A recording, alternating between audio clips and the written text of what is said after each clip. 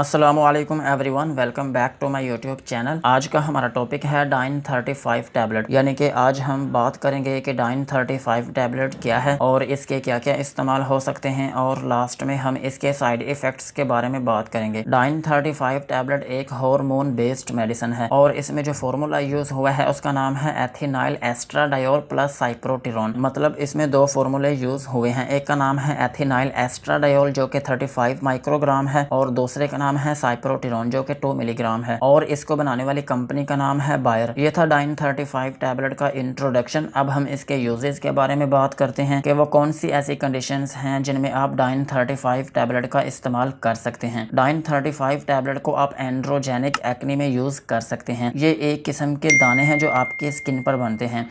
आपकी बॉडी में होते हैं एंड्रोजन्स हार्मोन जो कि आपकी प्यूबर्टी में हेल्प करते हैं, मतलब आपको बालिग बनाने में मदद करते हैं, और इसके अलावा ये आपकी रिप्रोडक्टिव हेल्थ को भी डेवलप करते हैं। और अगर ये एंड्रोजन्स हार्मोन आपकी बॉडी में सीबम की पैदावार को बढ़ा दें, सीबम ये एक ऑयली सेक्रेशन है जो आपकी सेबेशियस ग्लैंड से सेक्रेट होती है। सो अगर ये आपकी बॉडी में सीबम की पैदावार को बढ़ा दें तो इसके नतीजे में आपके स्किन के ऊपर दाने निकलना शुरू हो सकते हैं। इनको हम बोलते हैं एंड्रोजेनिक एक्ने, और इनको आप जवानी के दाने भी बोल सकते हैं। मतलब जब आप बालिग होते हैं तब ये आपके स्किन के ऊपर दाने निकलते हैं। सो इस कंडीशन में आप डाइन 35 टैबलेट का इस्तेमाल कर सकते हैं। और इसके अलावा डाइन 35 टैबलेट को आप एलोपेशिया में भी यूज कर सकते हैं, मतलब आप इसको गंजापन में भी यूज कर सकते हैं। अगर किसी शख्स के सर के बाल गिर चुके हैं तो फिर भी आप डाइन 35 टैबलेट का इस्तेमाल कर सकते हैं। और इसके अलावा डाइन 35 टैबलेट को आप हर्स्यूटिज्म में भी यूज कर सकते हैं। हर्स्यूटिज्म ये एक ऐसी कंडीशन है जिसमें आपकी बॉडी पर ऐसी जगहों पर भी बाल उगना शुरू हो जाते जिन जगहों पर आम तौर पर बाल नहीं होते। मिसाल के तौर पर कुछ खवातीन ऐसी हैं जिनके चेहरे पर बाल होते हैं, उनकी मूछें भी होती हैं और उनकी दाढ़ी भी होती है, और सेम इसी तरह कुछ खवातीन ऐसी होती हैं जिनकी चेस्ट पर भी बाल होते हैं। इस कंडीशन को हम बोलते हैं हर्स्यूटिज्म। सो इस कंडीशन में आप डाइन 35 टैबलेट का इस्तेमाल कर सकते हैं। और इसके अलावा डाइन 35 टैबलेट को आप प्रिकॉशियस प्यूबर्टी में भी यूज कर सकते हैं। Mean appearance of secondary sex characteristic,